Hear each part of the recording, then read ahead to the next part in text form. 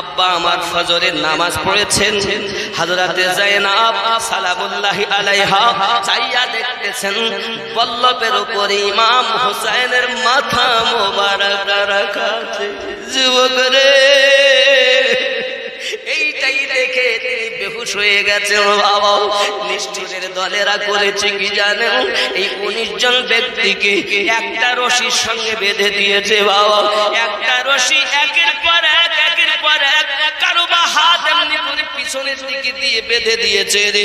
বলে নিষ্ঠুর মানুষ, যে নবীর কলেমা পড়তো তোমরা, ওই নবীর কোলে হযরতে যায়েনব কত খেলা করেছে।